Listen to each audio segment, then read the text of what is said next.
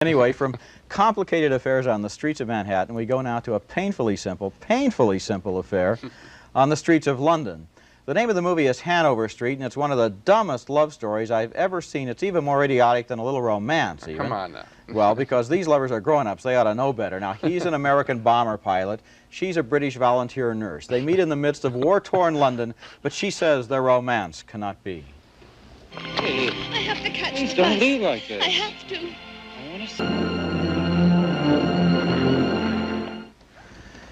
Well, it turns out, wouldn't you know, and you would know, wouldn't you, that she's married. But then it turns out that he gets to fly the plane when her husband tries to parachute into France as a spy, but both men then wind up on the ground together, neither one knowing they've got the same woman in common.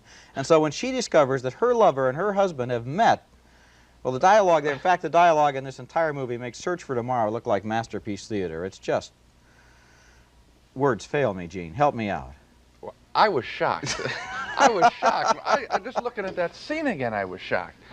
The big musical score, the cliches spoken back and forth. You know, what this film was an attempt, I suppose, being charitable, to make a classic like Rocky with all the great cliches. Well, if you miss the mark, as they do in this film, you don't get a classic, you get a parody. And that's what I think is going on here. This film is truly laughable. This is the one where you shot lines back at the screen and cut up the characters. This is one of the all-timers. I think every year you get one where you just sit there, your mouth, it's one of those movies where you have to keep closing your mouth during the film. You can't believe the utter idiocy of what's on the screen.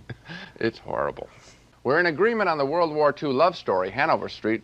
We were both struck dumb at the hundreds of cliches in this picture. 2 no's for Hanover Street.